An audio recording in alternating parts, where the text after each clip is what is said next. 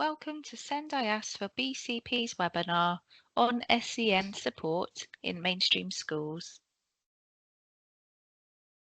Today we will be looking at what is SEN support, the duties and responsibilities of schools, the graduated response, funding for SEN, and where to access some further support should you need it.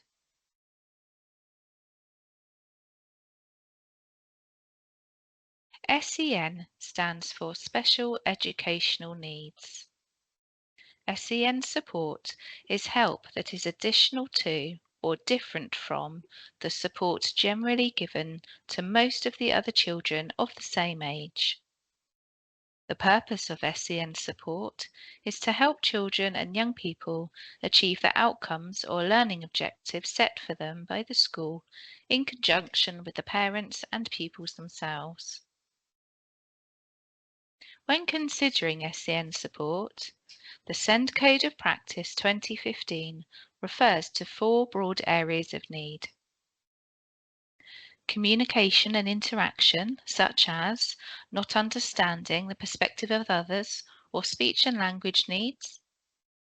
Cognition and learning, such as difficulties with literacy or numeracy, or not making expected progress within their learning. Social, emotional, and mental health difficulties may include a child displaying dysregulated behaviours, or they may have experienced adverse childhood experiences. Sensory and/or physical needs could include a hearing impairment, visual impairment, or sensory processing difficulties, such as being sensitive to noise or making repeated movements.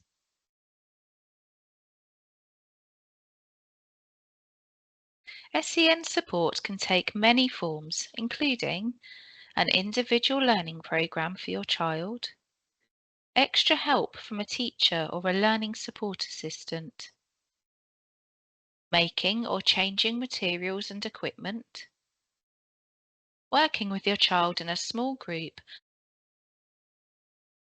observing your child in class or at break times, and keeping records. Inclusion support, such as helping your child take part in the class activities, or helping other children work with your child, or play with them at break time. Making sure your child has understood things by encouraging them to ask questions and to try something they find difficult. Supporting your child with physical or personal care, such as eating, getting around school safely, toileting or dressing, and seeking advice and/or extra help from specialists, such as specialist teachers, educational psychologists, and therapists. It may be useful to gain a better understanding of the provisions on offer at your child's school, as well as the approaches they take. All schools should have a policy in regards to SEN, which is usually available on their website, but if not, you should be able to request this directly from the school. Every school must publish an SEN information report about the SEN provision the school makes.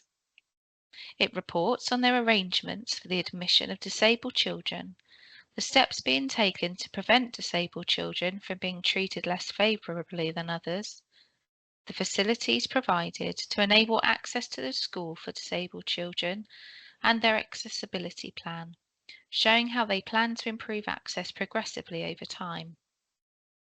Again, you can find this on the school's website. You can also ask your child's teacher or the school's Special Educational Needs Co-Ordinator or SENCO for information on the SEN provision made by the school. The local offer published by BCP Council also sets out what support it expects early years settings, schools and colleges to make for all children and young people with SEN or disabilities.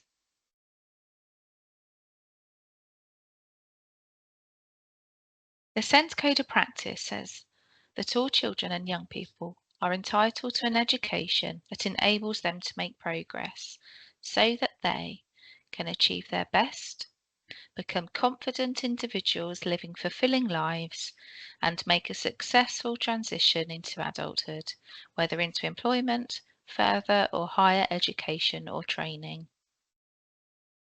It continues to say that mainstream schools must use their best endeavours to make sure that a child with SEN gets the support they need.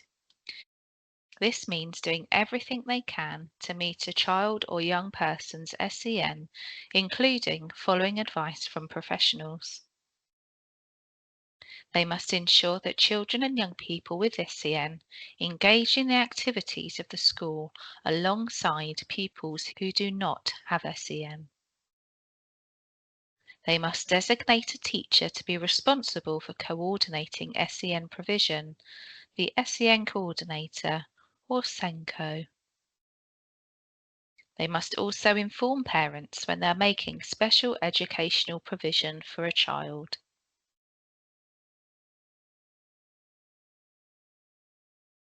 The SEN Code of Practice 2015 says that class and subject teachers, supported by the senior leadership team, should make regular assessments of progress for all pupils. These should seek to identify pupils making less than expected progress given their age and individual circumstances. It can include progress in other areas other than attainment. For instance, where a pupil needs to make additional progress with wider development or social needs in order to make a successful transition to adult life. The school should then decide if your child needs SEN support. The school should talk to you and your child about this. If a young person is 16 or older, the school should involve them directly. Sometimes you may be the first to be aware that your child has some special educational needs. If you think your child may need SEN support, you should talk to your child's teacher or to the Special Educational Needs Co-Ordinator, the SENCO. If you are not happy about the support your child has, again, you can ask to talk to the SENCO or the head teacher.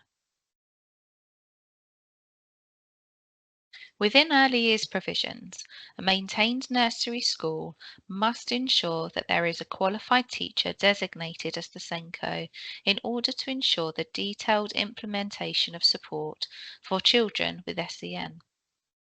They should also have the prescribed qualification for SEN coordination or relevant experience.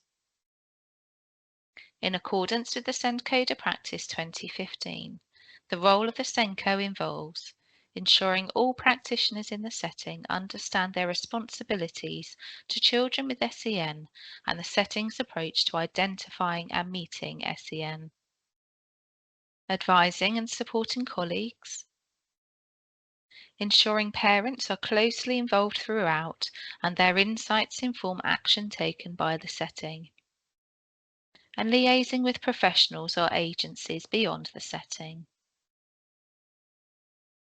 The role of the area SENCO is to identify and plan for the needs of children with SEN. Local authorities should ensure that there is sufficient expertise and experience amongst local early years providers to support children with SEN. Area SENCOs provide advice and guidance to early years providers on the development of inclusive early learning environments. They help make the links between education, health and social care to facilitate appropriate early provision for children with SEN and their transition to compulsory schooling. In accordance with the SEN Code of Practice 2015, typically the role of the area SENCO includes providing advice and practical support to early years providers about approaches to identification, assessment and intervention within the SEN Code of Practice. Providing day-to-day support for setting-based SENCOs in ensuring arrangements are in place to support children with SEN. Strengthening the links between the settings, parents, schools, social care and health services. developing and disseminating good practice, supporting the development and delivery of training both for individual settings and on a wider basis, developing links with existing SENCO networks to support smooth transitions to school, nursery and reception classes. Also, informing parents of and working with the local impartial information, advice and support services to promote effective work with parents of children in the early years. Governing bodies of maintained mainstream schools and the proprietors of mainstream academy schools, including free schools, must ensure there is a qualified teacher designated as a SENCO for the school. The SENCO must be a qualified teacher working at the school. A newly appointed SENCO must be a qualified teacher and, where they have not previously been the SENCO at that or any other relevant school for a total period of more than 12 months, they must achieve a national award in Special Educational Needs Coordination within 3 years of appointment. The school should ensure that the SENCO has sufficient time and resources to carry out their role. This should include providing the SENCO with sufficient administrative support and time away from teaching to enable them to fulfil their responsibilities in a similar way to other important strategic roles within a school. It may be appropriate for a number of smaller primary schools to share a SENCO employed to work across the individual schools. Schools can consider this arrangement where it secures sufficient time away from teaching and sufficient administrative support to enable the SENCO to fulfil the role effectively for the total registered pupil population across all of the schools involved. Where such a shared approach is taken, the SENCO should not normally have a significant class teaching commitment. Such a shared SENCO role should not be carried out by a head teacher at one of the schools. Schools should review the effectiveness of such a shared SENCO role regularly and should not persist with it where there is evidence of a negative impact on the quality of SEN provision or the progress of pupils with SEN. The key responsibilities of the SENCO may include overseeing the day-to-day operation of the school's SEN policy, coordinating provision for children with SEN, including liaising with the relevant designated teacher where a looked-after pupil has SEN, and advising on the graduated approach to providing SEN support. Advising on the deployment of the school's delegated budget and other resources to meet pupils' needs effectively. Liaising with parents of pupils with SEN. Liaising with early years providers, other schools, educational psychologists, health and social care professionals, and independent or voluntary bodies, being a key point of contact with external agencies, especially the local authority and its support services. Liaising with potential next providers of education to ensure a pupil and their parents are informed about options and a smooth transition is planned. Working with the head teacher and school governors to ensure that the school meets its responsibilities under the Equality Act 2010 with regards to reasonable adjustments and access arrangements. And ensuring that the school keeps the records of all pupils with SEN up to date. The SEN Code of Practice 2015 says, where a pupil is identified as having SEN, schools should take action to remove barriers to learning and put effective special educational provision in place. When your child is identified as having SEN, the school should use a graduated approach based on the 4 steps which are set out also within the SEN Code of Practice 2015. These are: assess, Teaching staff should work with a Special Educational Needs Coordinator to assess your child's needs so they can give you the right support. They should involve you in this and, where possible, seek your child's views, as well as advice from external support services if relevant. The SEND Code of Practice 2015 goes on to say that schools should take seriously any concerns raised by a parent. Professionals from health or social services should liaise with the school to help inform the assessments, and where professionals are not already working with school staff, the SENCO should contact them if the parents agree. Plan. If the school decides that your child needs SEN support, it must tell you. The school should agree with you the adjustments, interventions and support to be put in place, as well as the expected impact on progress, development or behaviour, along with a clear date for review. All teachers and support staff should be aware of your child's needs and the support in place, which should be provided by staff with sufficient skills and knowledge. Do. Your child's class or subject teacher is usually responsible for the work that is done with your child and should work closely with any teaching assistants or specialist staff involved to plan and assess the impact of support and interventions and how they can be linked to classroom teaching. The SENCO's role is to support the class or subject teacher in the further assessment and advising on the effective implementation of support. Review. With regards to children on SEN support, the SEN Code of Practice 2015 says that schools should meet with parents at least 3 times a year. The school should review your child's progress and the difference that the help your child has been given has made on the date agreed in the plan. You and your child should be involved in the review and in planning the next step.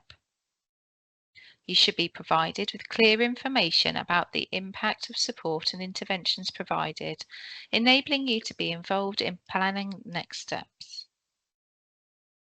If your child has not responded to the help they were given, the review should decide what can be done next. This may include more or different help. Sometimes it helps to involve other professionals to investigate the difficulties or to plan the next steps. You and the school can look at the local offer and see what support should be available that could help achieve your child's outcomes. Sometimes the next step may be to ask the local authority for an EHC needs assessment. If the school decides to do this, they must tell you. If you think it is needed, you can ask for it yourself.